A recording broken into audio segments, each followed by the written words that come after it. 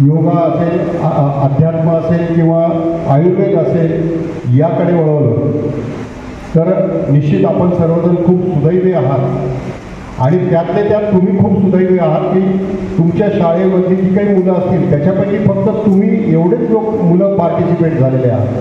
त्याच्यामुळे आपल्या स्वतःसाठी एकदा जोरदार टाळ्या वाजवायच्या आहेत, कारण तो अवेअरनेस तुमच्या माध्यमातून तुम्ही तुमच्या शाळेतील बाकी तुमच्या मित्रांना मैत्रिणींना देणार आहात। त्याच्यामुळे प्रथमतः तुमचं अभिनंदन। तुम्हाला इथपर्यंत ज्यांनी आणलं किंवा ज्यांनी पाठवलं, तुमचे पालक असतील, शाळेतले शिक्षक, मुख्याध्यापक यांचंही मनपूर्वक अभिनंदन। बघा, मी जसं सांगितलं की सरांनी पण सांगितलं की आपण योगा करतोय तो आपल्या शरीरासाठी, हे आपलं शरीर तंदुरुस्त राहावं, मन तंदुरुस्त राहावं याच्यासाठी। मग याच्यासाठी आपल्याला थोडासा काही गोष्टी आपल्याला सोडाव्या लागतील, काही गोष्टी आपल्याला आत्मसात कराव्या लागतील। तर काही गोष्टी सोडायच्या म्हणजे काय की आपण कुठेही जाताना आपलं आचरण जे आहे ते आचरण किंवा जी डिसिप्लिन आहे ती डिसिप्लिन आपल्यामध्ये असली पाहिजे, कारण आपण सगळ्यांपेक्षा वेगळे आहोत। मग हे वेगळेपण जर आपल्याला जपायचं असेल तर आपल्याला डिसिप्लिन पाहिजे। दुसरी गोष्ट, आपण जे काही करतो आहे त्याच्यामध्ये सातत्य पाहिजे, कारण एका दिवसात काही होऊ शकत नाही। सातत्याने जर त्याचा सराव केला तरच आपल्याला त्याच्यामध्ये काहीतरी मिळवता येतं किंवा आपण कुठल्या तरी याच्यावरती जाऊ शकतो। तर त्याच्यामुळे सातत्य खूप गरजेचं आहे। आणि आजूबाजूला जे काही आपल्याला शिकायला मिळतं आहे त्यातून आपण शिकत जायचं। ज्यावेळेस इथे योगाच्या मॅचेस असतील, जी मुलं इथे योगासनाचं इथे सादरीकरण करत असतील तर बाकीच्यांनी ते बघा आणि मग आपल्याला स्वतःला कम्पेअर करायचं की आपण कुठे आहोत, कुठे चुकतोय आणि आपल्याला सुधारणा कशी करायची आहे। जगभर योगा घेऊन जात आहोत। आपल्या संपूर्ण संभाजीनगर शहरामध्ये सर्वांनी योगा शिकावं, योगा रोज करावा यासाठी जिल्हा योग संघटना सातत्यानं प्रयत्न करत असते आणि त्यांच्या माध्यमातून अनेक मैदानांवर असेल, अनेक शाळांमध्ये असेल योगाचे विविध क्लासेस, योगा वेगवेगळ्या ठिकाणी वेगवेगळ्या वयोगटामध्ये केल्या जातो।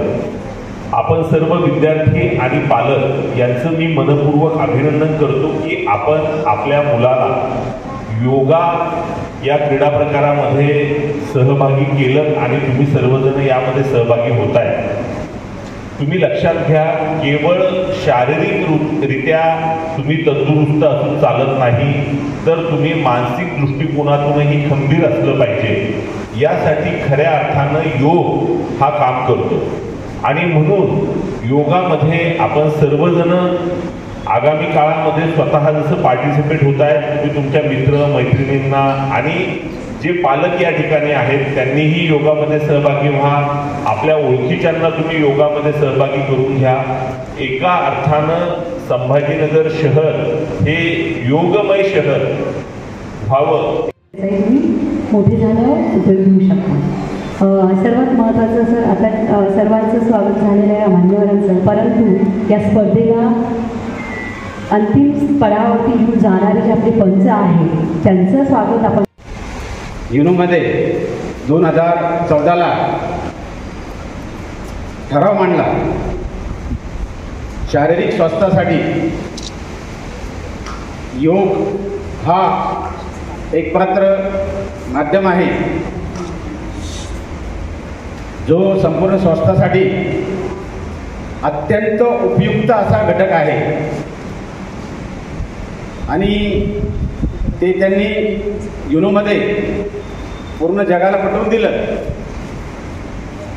आणि जगातले जे 187 देश आहेत त्यांनी याला अनुमोदन दिलं 27 फेब्रुवारी 2014ला। त्यानंतर आपण 21 जून 2015 पासून जागतिक लेवलवर आंतरराष्ट्रीय योग दिन साजरा करतो, कारण की हा जो दिवस आहे दक्षिण गोलार्धातील सर्वात मोठा दिवस आहे। त्यामुळं 21 जून हा दिवस ठरला आणि सर्वप्रथम राजभवनावर विविध देशांचे जे प्रतिनिधी होते त्यांनी 2015ला जो पहिला योगा प्रोटोकॉल सादर केला त्यामध्ये 87 देशाचे जवळपास 35,000 योग साधक त्या पहिल्या योगा प्रोटोकॉलसाठी उपस्थित होते आणि तिथून पुढं आपण कंटिन्युअसली योगा डे साजरा करत आहोत.